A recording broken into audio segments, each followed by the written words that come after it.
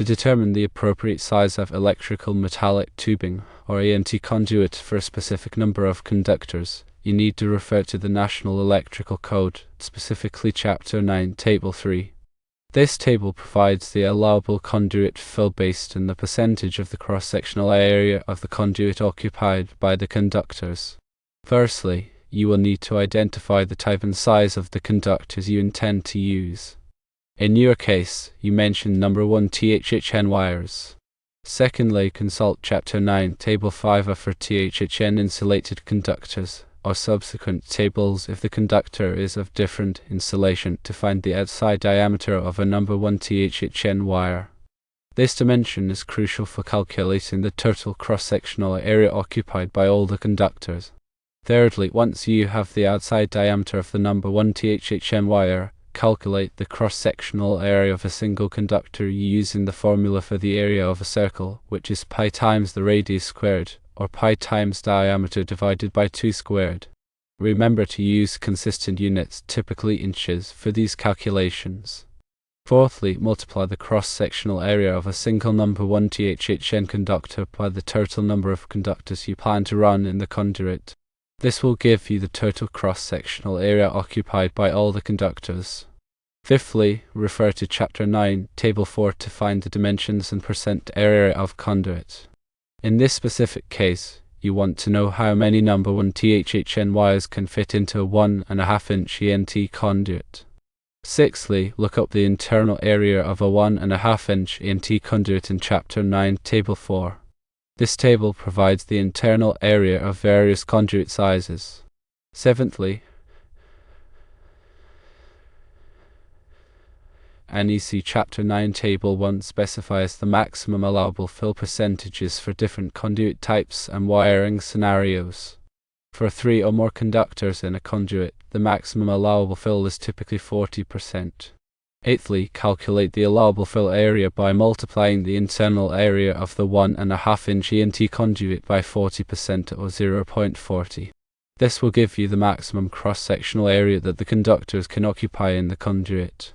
Ninthly, compare the total cross-sectional area occupied by all the number 1 THHN conductors, which you calculated earlier, to the allowable fill area of the 1.5-inch EMT conduit.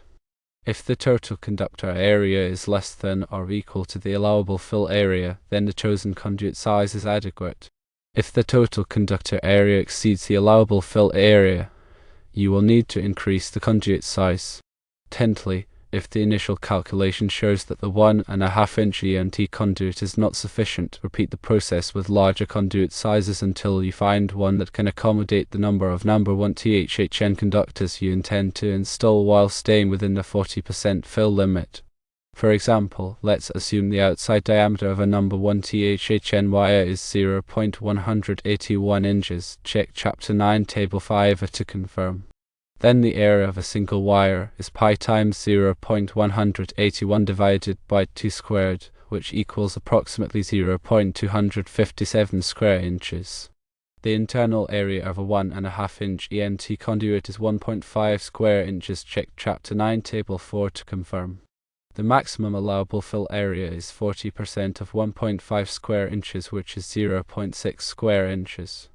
The maximum number of number 1 THHN wires that can fit into 1.5-inch EMT conduit is 0.6 square inches divided by 0.257 square inches, which is approximately 23.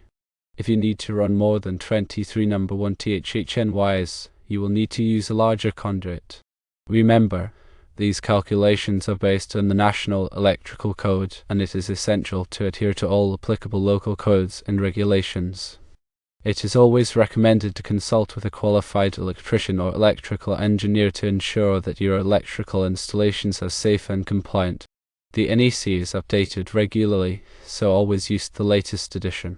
Additionally, consider any dirting factors that may apply based on the number of current carrying conductors in the conduit, as this can affect the ampacity of the conductors and may necessitate using larger wire sizes.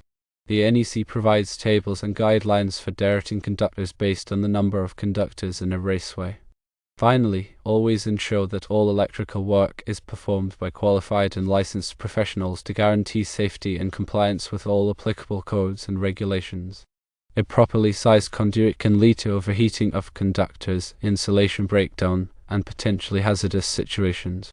Proper planning and adherence to the NEC guidelines are crucial for safe and reliable electrical installations.